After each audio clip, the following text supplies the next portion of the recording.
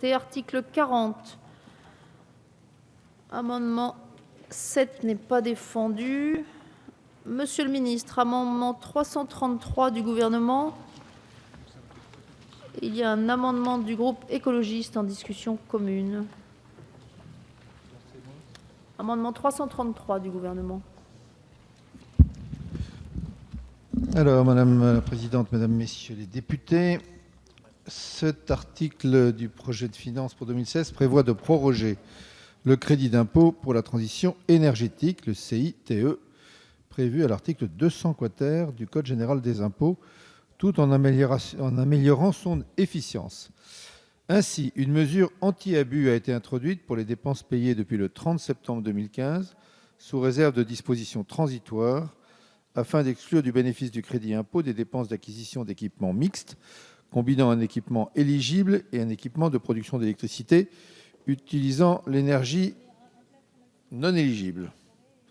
Cela étant, il ressort des amendements présentés sur cet article que la représentation nationale souhaite maintenir ce type d'équipement dans le dispositif tout en lui appliquant un plafond de dépenses spécifique afin d'éviter les abus déjà constatés. Je comprends qu'il s'agit de l'énergie radiative du soleil. Je compte sur l'un d'entre vous pour m'expliquer de quoi il s'agit.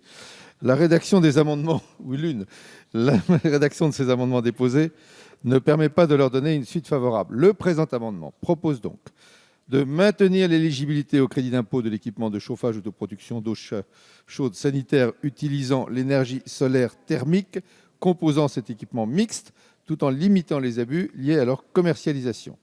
Le crédit d'impôt s'appliquerait sur le coût total de l'acquisition de cet équipement mixte dans une limite d'une surface de capteurs solaires fixée par arrêté et après application à cette surface ainsi déterminée d'un plafond de dépenses par mètre carré de capteurs solaires. Merci, monsieur le ministre. Madame Sass, votre amendement 110 qui est en discussion commune, vous avez la parole. Oui, si j'ai bien compris l'amendement du gouvernement, c'est un amendement qui va exactement dans le même sens. L'alinéa 16 de l'article 40 exclut les solutions solaires hybrides en bloc du bénéfice du CITE. Par cet amendement, nous souhaitons que les installations bénéficient du CITE pour la part production de chaleur solaire qui serait déterminée par décret. Cet amendement avait déjà été examiné en première lecture et le gouvernement s'était dit ouvert à cette possibilité. De nouvelles technologies émergent dans le domaine des énergies renouvelables. Il en est ainsi de cette solution qui combine solaire thermique pour la production d'eau chaude et solaire photovoltaïque pour la production d'électricité. C'est une synergie intelligente et pourtant, tel qu'il était rédigé jusqu'à cet amendement, le projet de loi de finances supprimait le bénéfice du CITE pour cette technologie hybride. Nous proposons de rétablir le bénéfice du CITE pour la part thermique de ces installations qui participent à la transition énergétique. Mais je crois comprendre que l'amendement du gouvernement va exactement dans le même sens. Madame la rapporteure, sur ces deux amendements, s'il vous plaît. Alors, effectivement, le texte du gouvernement proposait quand même d'introduire des dispositifs anti-abus lorsqu'on a des dispositifs mixtes, c'est-à-dire un éligible au CITE et pas l'autre. Là-dessus, vous proposez un assouplissement avec une règle imaginative. Oui, il vaut mieux.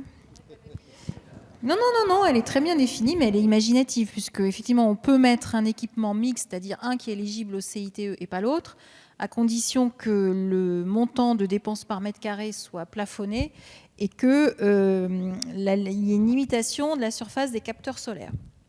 Donc voilà, c'est une règle imaginative pour laquelle je donne un avis favorable. Attendez, Madame la rapporteure, il y a deux amendements, donc favorable au 333 défavorable, et défavorable les deux au 110. autres, du coup, sont satisfaits. Satisfaits quand même. Donc, il y a un avis favorable sur le 333 et défavorable sur le 110. Madame la rapporteure, c'est ça?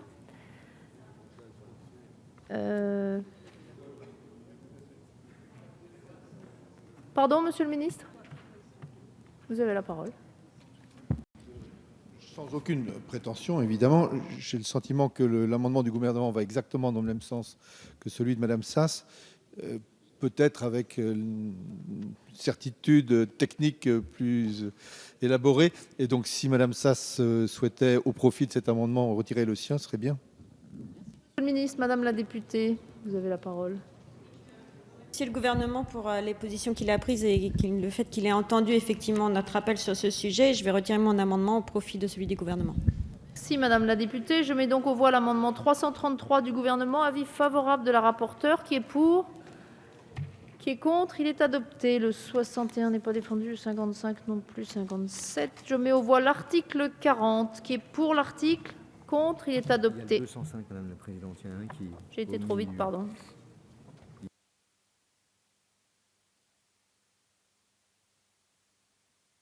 Pardonnez-moi. Au milieu des amendements qui n'étaient pas défendus, il y a un amendement de la commission des finances, le 205. Toujours sur l'article 40. Je reviens en arrière. Je n'avais pas vu l'amendement. Le Sénat avait ouvert le bénéfice du CITE aux frais de raccordement. Nous proposons d'en revenir à la disposition adoptée en première lecture à l'Assemblée. Donc, proposition de suppression. Je vais donc mettre aux voix cet amendement 205 de la commission. Avis favorable du gouvernement, qui est pour, qui est contre. Il est adopté. Et donc, je mets aux voix l'article 40 ainsi amendé, qui est pour, contre. Il est adopté.